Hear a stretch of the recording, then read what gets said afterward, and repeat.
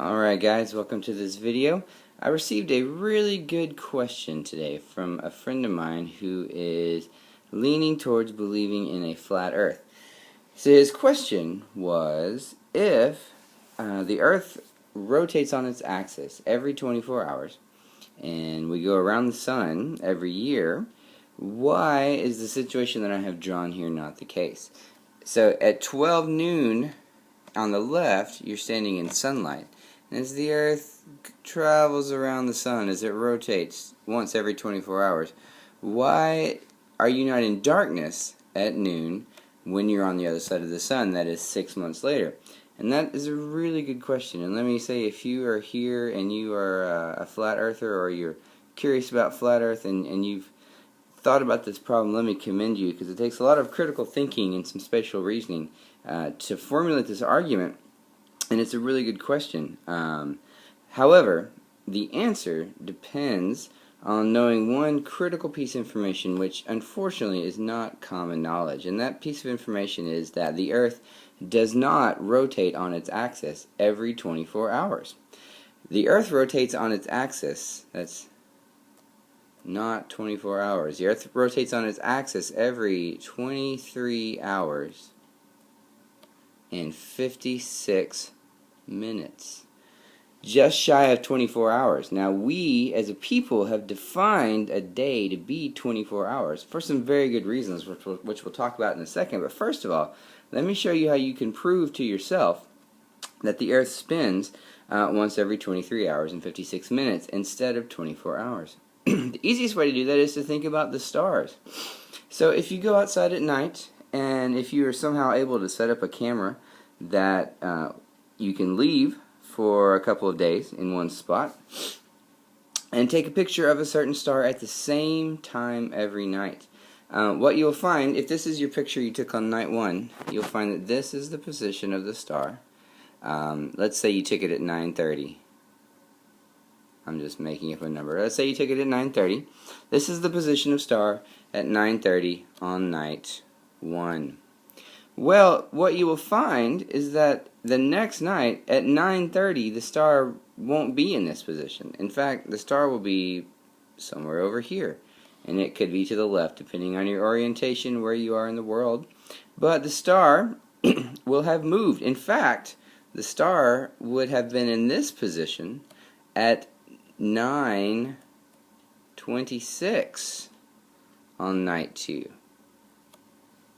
23 hours and 56 minutes later, the star will be in the position it was on night 1. And if you do this experiment again, the star will move again. So this is taken at 9:30. This is taken at 9:30. The star will seemingly move across the sky, and that's because it gets to the same point it was, because the Earth rotates every 23 hours and 56 minutes. So if you wait that extra 4 minutes, the star will have moved a little ways across the sky. Now, I should say, if you're actually going to do this experiment, it will probably take you a few nights to get some good data, because the star doesn't move very much. You might have to take pictures for 2 or 3 nights and use some sort of software to put them together and to overlay them, and you'll be able to see that the star actually moves. So I think that's pretty easy to prove to yourself. So what in the world does that have to do with anything having to do with a day and nighttime at noontime? Well, if you think about it, let's say that the position that I've drawn here is, this is day 1. And so I've drawn an arrow here. This is our arrow. This is like our home base. This arrow is going to always point in the same direction. In other words, as the Earth is rotating about its axis, this arrow will move this way. And after 23 hours and 56 minutes, it will come back around to this position. So after 23 hours and 56 minutes, this arrow will always be pointing up. Now, if you can think the problem through, if that's how we define a day, if we define a day as 23 hours and 56 minutes, then my friend's question, that would actually be what occurred. You would have noontime would steadily move away from the point you were used to it being by 4 minutes each day until 6 months later, noontime would actually be at midnight. Or what we called noontime would be in the middle of the night. But because that's not how this works, things are a little bit different. Now imagine day 1 is where I've noted it. Day 2 will be right here. So what's happened is this arrow here has gone around and around and come back to its original position on day 2 right here. But now notice what has happened to the Earth while that's occurring. The Earth has moved a little bit along its path around the Sun. Now I should point out that I've exaggerated this effect greatly in this drawing. In actuality, it will have moved just shy of 1 degree around the Sun, but it's a little hard to draw that and let you see what's going on, so I'm going to exaggerate this.